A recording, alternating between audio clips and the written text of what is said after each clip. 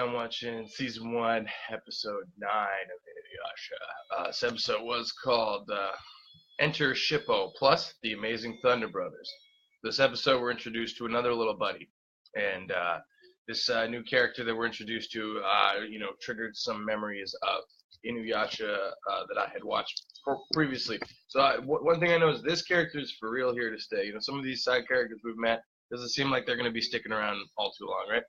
But this guy is for real here to stay because I remember this little Shippo guy. I remember him having a little attitude, being strangely somewhat more romantically mature than Inuyasha, but in other ways, not being able to accept the fact that his size is going to affect his ability to be a good and successful demon.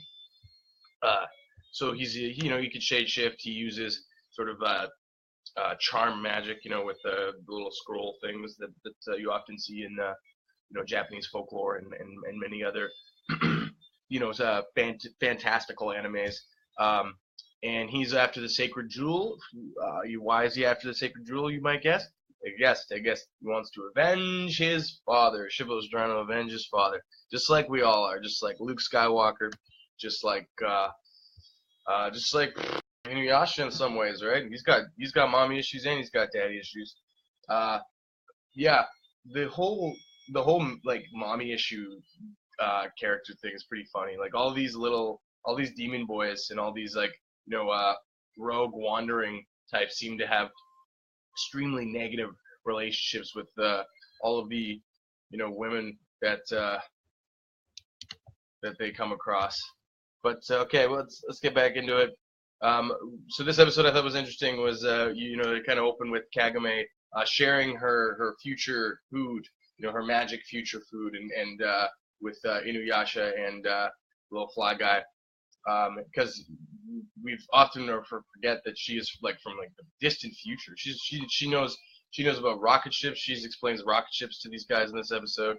She explains ramen or cup noodles. And it's like, hey, cup noodles are Japanese invention. Inuyasha just eating it up.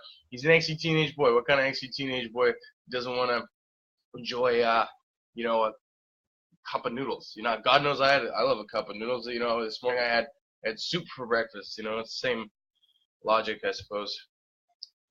I also wanted to mention before I get further into the plot of this episode that pop artist Halsey, known for her feature on Chainsmokers Closer and her hit single Gasoline, among others, is a noted fan of Inuyasha.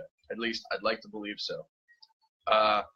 So basically, he pops to this portal comes out while they're eating, and they're in like some grave wasteland. And Kagame comments, which I thought was kind of funny, that like you're supposed to eat near a nice beach or a nice a nice lake or a nice big grassy knoll. Which is true, and we at least they're eating together, right? Our culture has lost that. We should continue to eat together, not eat, quickly at our office desk.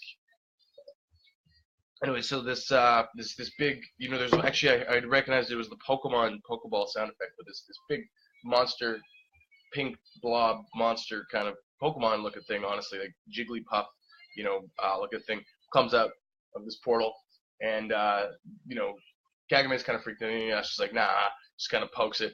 And it's this little Shippo fox guy, And, he's a little fox with a big personality, and it's a little fox in a big world. And he's immediately going off about how he wants to, all right, avenge his father. So this is where the Thunder Brothers come into play. I noted that the Thunder Brothers is a very, very funny name. It sounds like something a teenage boy would come up with.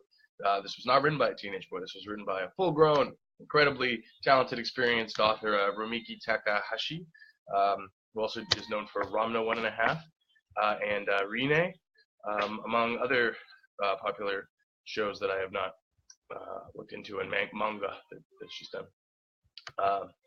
But yeah, I noticed the Thunder Brothers sounds like a sort of like a budget Chuck E. Cheese that your parents would take to, and you'd be like, man, this isn't as good as Chuck E. Cheese, but hey, at least I'm at a place where I get to put tokens and cost way too much into a machine and play games and hope to get the big stuffed teddy bear at the end, big stuffed Inuyasha teddy bear.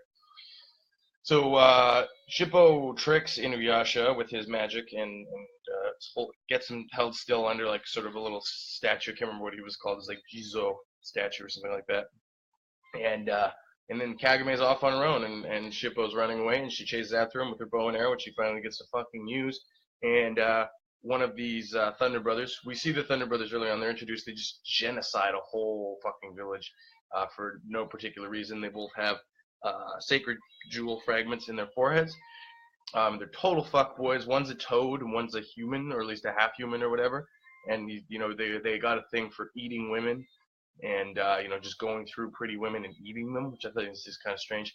But so Kagame gets her own little solo adventure here while Inuyasha's trapped, and she successfully drives a arrow through the nose of this big bad guy, no problem. And he doesn't react too positively.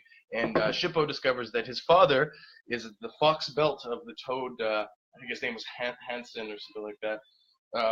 The toad Thunder Brother has a fox belt, which is Shippo's father, which I thought was pretty dark, pretty disturbing.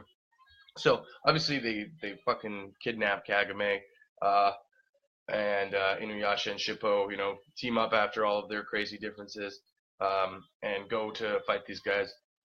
And Kagame convinces them that Inuyasha is in love with her and that he'll definitely come and that he has all the sacred jewels that they could ever need. And it's this weird little love fantasy she has, and it's probably some light foreshadowing to where we're going to be, say, at episode 100 with Kagame and Inuyasha's relationship. We'll see. But it's noted that the Thunder Brothers devour pretty girls immediately, according to our little fly friend Mioza. I remember his name off the top of my head.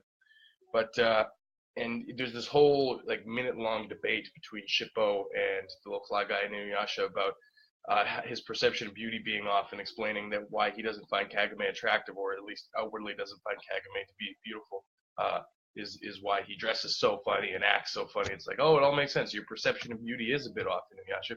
So they do eventually come to save the day, and the episode ends with a conflict between the stronger of the Thunder Brothers and Inuyasha beginning truly. This is a great episode. This was way better than the last one. And I look forward to finishing up this two-part quest. And I'm sure that the Thunder Brothers are going to get their just desserts. Thanks for watching.